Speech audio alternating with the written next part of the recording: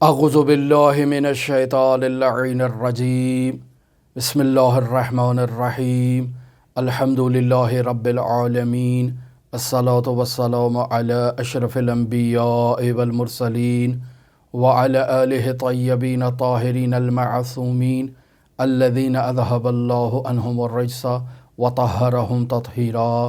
اللہم صل علی محمد وآل محمد وعجل فرج قائم آل محمد وحق الحدی ان ترید بہ اللہ عز وجل۔ عزیزان محترم، رسالۃ الحقوق حضرت امام زین العابدین علیہ الصلاۃ والسلام کی وہ گراں قدر حدیث ہے جسے علماء شیعہ نے اپنی حدیثی کتابوں میں تحریر کیا۔ مرحوم شیخ حر آملی کتاب وسائل الشیعہ ابواب جہاد بالنفس اور تیسرے باب کے تحت اس رسالۃ الحقوق کو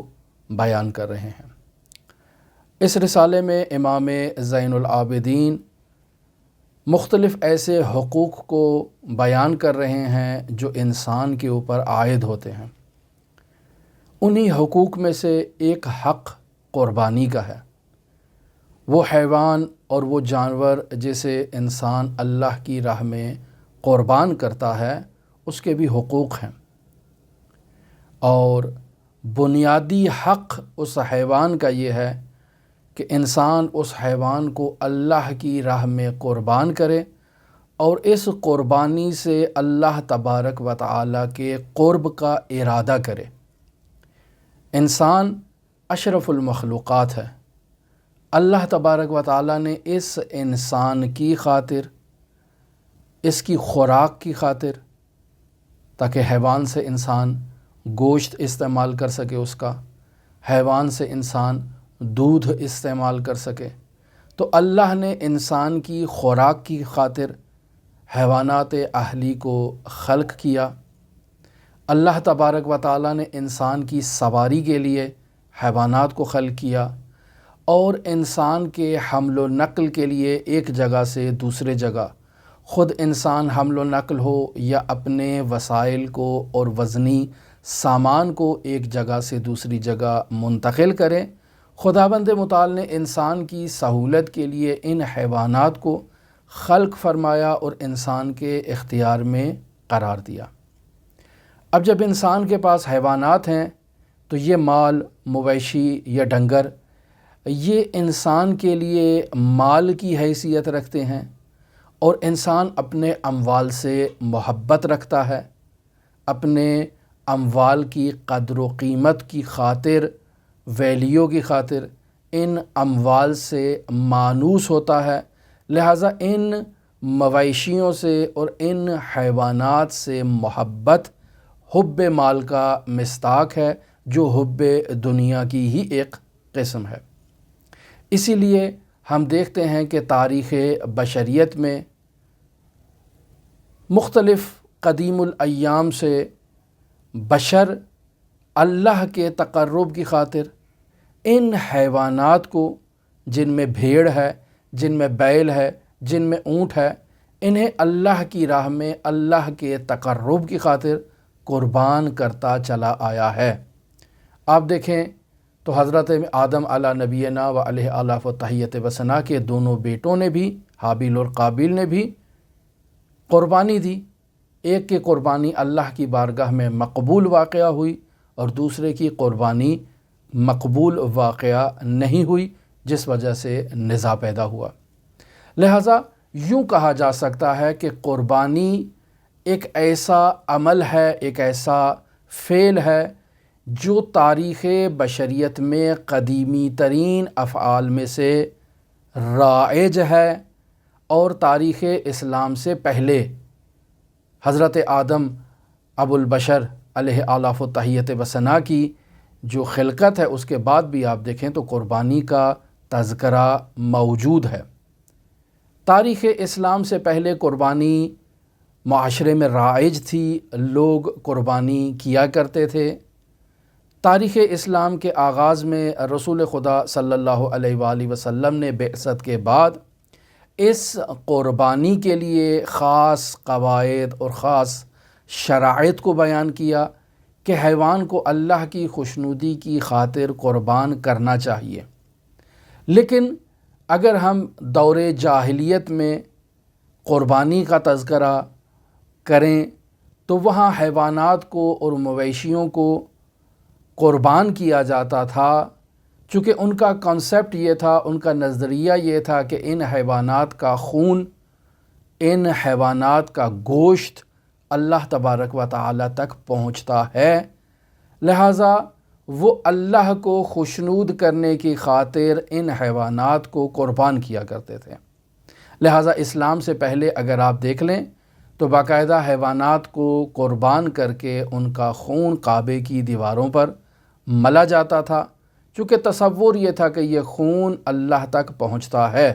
گوشت کو وہاں آویزان اور لٹکا دیا جاتا تھا۔ یہ نظریہ اور یہ طرز تفکر خداوند متعال نے سورہ حج آیت نمبر 37 میں اس کی تردید کی اور ارشاد فرمایا لَن يَنَالَ اللَّهَ لُحُومَهَا، کہ اللہ تبارک و تعالی تک ان قربانیوں کا گوشت ہرگز نہیں پہنچتا، وَلَا دِمَاؤُهَا، اور ان کا خون بھی اللہ تبارک و تعالی تک نہیں پہنچتا، وَلَكِنْ يَنَالُهُ التَّقْوَى مِنْكُمْ، اور اللہ تبارک و تعالی تک جو چیز آپ لوگوں کی جانب سے پہنچتی ہے وہ آپ لوگوں کا تقویٰ ہے، آپ لوگوں کی پرہیزگاری ہے۔ لہٰذا اس نظریے کو کہ حیوانات کا گوشت، حیوانات کا خون اللہ تک پہنچتا ہے، اللہ تبارک و تعالی نے اسے سورہ حج میں اس کی تردید کر دی اور اس کی نفی کر دی کہ اللہ تک صرف تقویٰ پہنچتا ہے، یہ حیوانات کا خون، حیوانات کا گوشت اللہ تک نہیں پہنچتا۔ لیکن آج بھی آپ اس نظریے کو اور اس تصور کو دنیا کے مختلف کونوں میں ملاحظہ کر سکتے ہیں، دیکھ سکتے ہیں کہ لوگ اگر کسی حیوان کو قربان کرتے ہیں اپنے دیوی دیوتاؤں کے لیے تو ان کا تصور یہ ہے کہ اس کا خون، اس کا گوشت وہاں تک پہنچتا ہے اور وہ اپنے دیوتا کو راضی کرنے کے لیے، اپنے معبود کو راضی کرنے کے لیے اس کے سامنے حیوانات کو قربان کرتے ہیں، اس کا خون باقاعدہ ان کو ہدیہ کرتے ہیں، اس کو پیش کرتے ہیں، اس کو ملتے ہیں اور اس کا گوشت انہیں دیتے ہیں، چونکہ ان کا تصور یہ ہے کہ اس سے ہمارا دیوتا، ہمارا جو رب ہے جسے انہوں نے تصور کر رکھا ہے کہ وہ ان کا رب ہے، وہ اس سے راضی ہو جائے گا اس عمل سے، جبکہ اسلام نے اس کی نفی کر دی ہے۔ اسلامی تعلیمات میں قربانی کے تصور کو اگر دیکھا جائے تو اسلامی تعلیمات میں پروردگار کے قرب کی خاطر انسان اپنی وابستگیوں کو قربان کرتا ہے، اسی عمل کا نام قربانی ہے۔ یعنی انسان اپنے اموال میں یہ مویشی جو اللہ نے اسے عطا کیے ہیں، انسان ان مویشیوں کو اللہ کی راہ میں اللہ کے تقرب کے حصول کی خاطر ان حیوانات کو قربان کرتا ہے تاکہ اظہار کرے کہ اے میرے پروردگار، میں ان حیوانات سے وابستہ نہیں ہوں، درست ہے یہ مال ہے، یہ دولت ہے، یہ ایک پراپرٹی ہے میرے لیے، لیکن میں ان حیوانات سے وابستہ نہیں ہوں اور اپنے اس مال کو تیری راہ میں قربان کر رہا ہوں تاکہ تیرا تقرب حاصل کر سکوں۔ لہٰذا اس حیوان کو قربان کر دیا جاتا ہے اور اسلامی تعلیمات میں بتائے ہوئے اصولوں کے مطابق اس حیوان کے جسم کو، یعنی اس کے گوشت کو، اس کی کھال کو اسلامی تعلیمات کے مطابق استعمال کیا جاتا ہے اور مستحقین تک پہنچایا جاتا ہے، ان سے انفاق کیا جاتا ہے، اس سے ایثار کیا جاتا ہے اور غرض اور مقصد اللہ تبارک و تعالیٰ کا قرب حاصل کرنا ہے۔ لہٰذا معاشرے کے کمزور طبقات کے لیے قربانی کر کے اس قربانی کا گوشت معاشرے کے کمزور اور محروم طبقات تک پہنچانا یہ قربانی کرنے والے کی ذمہ داری ہے۔ لہٰذا آپ دیکھتے ہیں کہ اگر اسلامی تعلیمات میں بیان ہوا ہے کہ آپ اگر حیوان کو قربان کر رہے ہیں اور کوئی مستحق اگر اس قربانی کو مشاہدہ کر لیتا ہے تو آپ کے لیے مستحب ہے کہ اس کا گوشت اس کو عطا کریں، اور اگر آپ اس کا گوشت اسے نہیں دیں گے تو اس کا حق اس گوشت میں باقی رہے گا، آپ کے لیے کراہت ہے۔ اور یہی قربانی اسلام نے اقتصادی نظام کی اور اسلامی معاشرے کی اقتصادی نظام کی بنیادوں کو مضبوط کرنے کے لیے بھی اسی قربانی کو ایک حکم کے طور پر بیان کر رکھا ہے۔ آپ دیکھیں عید قربان قریب ہے، دنیا جہان میں جہاں کہیں بھی مسلمان آباد ہیں، حضرت ابراہیم علی نبینا و علیہ آلاف و تحیت و ثنا کی سنت پر عمل کرنے کے لیے وہ حیوانات کی قربانی کرتے ہیں۔ کس قدر حیوانوں کی خرید و فروخت ہوتی ہے اس عید قربان کے ایام میں، تو کس قدر اسلامی ریاست کی تقویت ہوتی ہے ان حیوانات کی خرید و فروخت سے، کس قدر اقتصادی نظام کو تقویت ملتی ہے ایک ملک کے، اور کس قدر وہ افراد جو معاشرے میں حیوان پروری کرتے ہیں، مویشی پروری کرتے ہیں، ان حیوانات کی پرورش کرتے ہیں تاکہ عید ابراہیمی میں انہیں لایا جائے، انہیں قربانی کے لیے پیش کیا جائے، لوگ ان کی خریداری کریں اور اس طرح سے معاشرے کا اقتصادی نظام مضبوط ہو۔ پس قربانی ایک ایسا عمل ہے کہ جسے اسلام نے مورد پسند قرار دیا ہے، لیکن اس کا فلسفہ یہ قرار دیا ہے کہ انسان اپنے مال کو اللہ کی راہ میں اللہ کی قربت کی خاطر، اللہ کی خوشنودی کی خاطر انفاق کرتا ہے، ایثار کرتا ہے، قربان کرتا ہے۔ لہٰذا خداوند متعال نے اسلامی تعلیمات کے مطابق جو اس کا فلسفہ جو نظر آتا ہے وہ یہی ہے کہ لن تنالوا البر حتی تنفقوا مما تحبون۔ آل عمران 92 نمبر آیت کے مطابق انسان اپنی محبوب ترین چیز کو اللہ کی راہ میں قربان کرتا ہے۔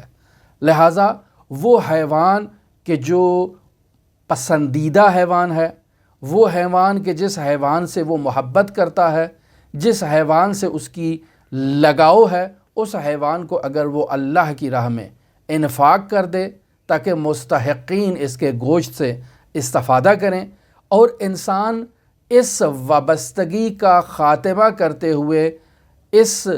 جو وابستگی ہے اس کو قربان کرتے ہوئے اللہ کے تقرب کا ارادہ کرے، اللہ کی رحمت کا ارادہ کرے، تو یہ ایک نیک ترین عمل ہے جسے قربانی کہا جاتا ہے۔ لہٰذا اگر فقہا کی زبان میں اور فقہا کی کتابوں میں قربانی کی تعریف کو مد نظر رکھا جائے تو مرحوم امام خمینی رحمۃ اللہ علیہ تحریر الوسیلہ میں قربانی کی تعریف کو ان الفاظ میں بیان کرتے ہیں کہ والقربان ما یقصد بہ القرب من رحمت اللہ من اعمال البر، کہ قربانی وہ عمل خیر ہے، وہ عمل نیک ہے کہ جس عمل خیر اور عمل نیک کے ذریعے سے انسان اللہ تبارک و تعالیٰ کی رحمت اور اللہ تبارک و تعالیٰ کے قرب کا ارادہ کرتا ہے، اس عمل کو قربانی کہا جاتا ہے۔ لہٰذا اگر دیکھا جائے تو قربانی کی اسلامی تعلیمات کے مطابق بنیادی طور پر جو اقسام اگر بیان کی جائیں تو 2 قسمیں آ جاتی ہیں۔ وہ قربانی جو انسان کے اوپر کرنا واجب ہے اور حج کے مناسک میں، حج کے اعمال میں ایک عمل حج تمتع کے لیے یہی قربانی ہے کہ انسان حیوان کو اللہ کی راہ میں قربان کرتا ہے۔ اور پھر اگر حاجی وہاں محرمات احرام یعنی احرام باندھنے کے بعد وہ چیزیں جو محرم پر حرام ہو جاتی ہیں، اگر ان محرمات میں سے کسی فعل حرام کو انجام دیتا ہے تو اس کے لیے بھی اس حاجی کے اوپر کفارے کے طور پر حیوان کو اللہ کی راہ میں قربان کرنا، اس کے باقاعدہ فقہی ابواب میں احکام بیان ہوئے ہیں، یہ بھی واجب ہے۔ اور پھر قربانی واجب میں انسان نظر کرتا ہے۔ نظر کسے کہتے ہیں؟ النظر هو الالتزام بعمل للہ تعالی علی نحو مخصوص۔ نظر ایک ایسے التزام کو کہا جاتا ہے، ایک ایسی پابندی کو کہا جاتا ہے جو انسان اپنے اوپر عائد کرتا ہے اللہ تبارک و تعالیٰ کی خاطر ایک مخصوص شرط کے طور پر۔ مثلا انسان کہتا ہے کہ اے میرے پروردگار، اگر میرے بچے کو شفا مل جائے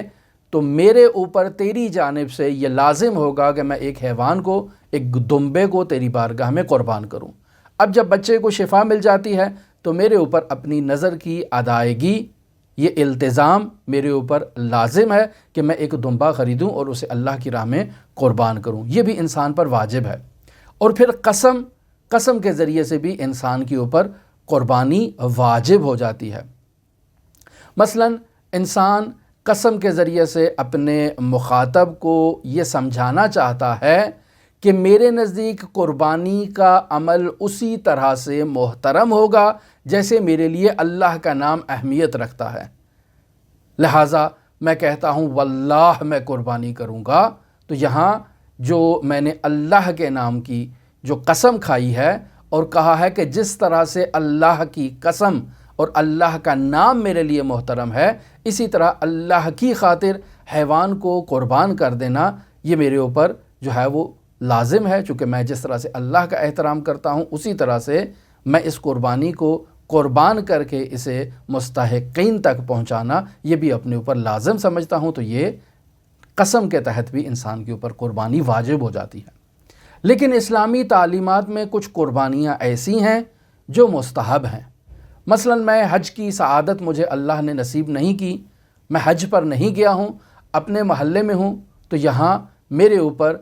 حضرت ابراہیم کی سنت کے مطابق عمل کرتے ہوئے حیوان کو ذبح کرنا یہ میرے لیے مستحب ہے۔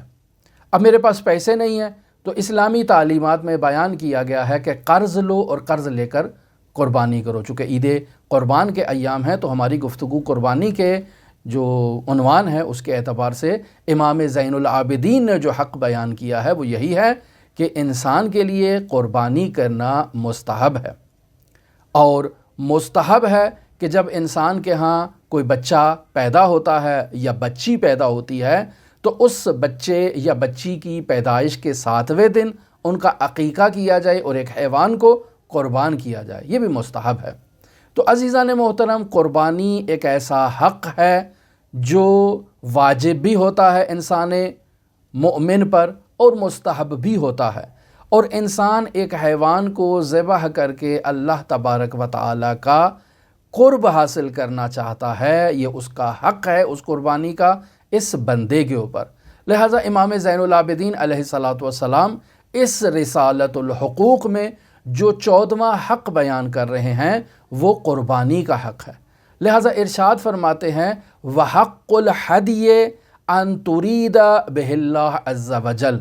قربانی کا تمہارے اوپر یہ حق ہے کہ تم حیوان کو قربان کرتے ہوئے اللہ تبارک و تعالیٰ کی خوشنودی کا ارادہ کرو، اللہ تبارک و تعالیٰ کے تقرب کا ارادہ کرو، یہ اس قربانی کا حق ہے۔ وَلَا تُرِيدَ خَلْقَهُ وَلَا تُرِيدَ بِهِ إِلَّا التَّعَرُّضَ لِرَحْمَتِهِ وَنِجَاةَ رُوحِكَ يَوْمَ تَلْقَاهُ۔ اور امام زین العابدین علیہ السلام ارشاد فرما رہے ہیں کہ اس قربانی سے اللہ کی مخلوق کی خوشنودی کا میں نے ارادہ نہیں کر رکھا۔ وَلَا تُرِيدَ خَلْقَهُ، میں حیوان کو لے کر آیا ہوں اور لوگوں کی خوشنودی کی خاطر اس حیوان کو قربان کرنے کا میں نے ارادہ نہیں رکھا۔ اور بطور معمول آپ دیکھیں بس اوقات آج کل ہمارے معاشرے میں یہ مشکل رائج ہے کہ لوگ دوسروں کو دکھانے کے لیے قربانی کرتے ہیں، دوسروں کو سامنے اپنا مقام بنانے کے لیے بڑے سے بڑا جانور لانے کی کوشش کرتے ہیں، تو یہ قربانی قبول نہیں ہے۔ امام زین العابدین علیہ السلام قربانی کے حقوق میں بیان کر رہے ہیں وَلَا تُرِيدَ خَلْقَهُ، تم اس حیوان کو ذبح کرتے وقت خلق خدا کا ارادہ نہ کرو بلکہ تقرب عز و جل کا ارادہ کرو، اللہ کے تقرب کا ارادہ کرو۔ وَلَا تُرِيدَ بِهِ، اور اس قربانی سے ارادہ نہ کرو الا، مگر کس چیز کا ارادہ کر رہے ہو؟ التعرض، تم ارادہ کر رہے ہو اللہ تبارک و تعالیٰ کی رحمت کے حصول کا، اور کسی چیز کا ارادہ نہیں کر رہے ہو۔ وَنَجَاةَ رُوحِكَ، اور اپنی روح کی نجات کا ارادہ کر رہے ہو، کس دن؟ یوم تلقاہ، کہ جس دن تم نے اللہ تبارک و تعالیٰ کے حضور پیش ہونا ہے تو اس دن اپنی روح کی نجات کے لیے تم اس حیوان کو قربان کر رہے ہو۔ پس قربانی کی بنیادی شرائط اور بنیادی حقوق میں جو چیز بطور خلاصہ آپ کی خدمت میں بیان کی جائے وہ یہ ہے کہ قربانی کرتے وقت اللہ کے قرب کا ارادہ کیا جائے، حیوان کو خالصتاً قربتاً اللہ، اللہ کے تقرب کے حصول کے لیے کیا جائے، اللہ کی رحمت کے حصول کے لیے حیوان کو قربان کیا جائے، اپنی روح کی نجات کے لیے حیوان کو قربان کیا جائے۔ اور اگر انسان لوگوں کی خوشنودی کے لیے کسی حیوان کو قربان کرتا ہے تو گویا کہ اس نے اپنے مال کو ضائع کر دیا، گویا کہ اس نے اپنی قربانی کو ضائع کر دیا۔ اور پھر قربانی کرنے کا بنیادی مقصد یہ ہے کہ انسان اس حیوان کے گوشت کو مستحقین میں تقسیم کرے، وہ افراد جو ضرورت مند ہیں، وہ افراد جو محتاج ہیں، وہ افراد جو گوشت کھانے کی صلاحیت نہیں رکھتے، یعنی ان کے پاس مالی وسائل نہیں ہیں، تو آپ ان تک اس حیوان کے گوشت کو پہنچائیں۔ اللہ تبارک و تعالیٰ آپ کی قربانیوں کو اپنی بارگاہ میں قبول و مقبول فرمائے۔ اللہ تعالیٰ اس قربانی کے عوض آپ کو اپنا قرب عطا کرے، اپنی رحمت کے سائے میں اور آغوش میں آپ لوگوں کو لے لے۔ آپ لوگوں کے لیے دعا گو ہیں حضرت امام علی ابن موسیٰ الرضا علیہ آلاف و تحیت و ثنا کی نورانی بارگاہ میں۔ اللہم صلی علی محمد و آل محمد وعجل فرج قائم آل محمد۔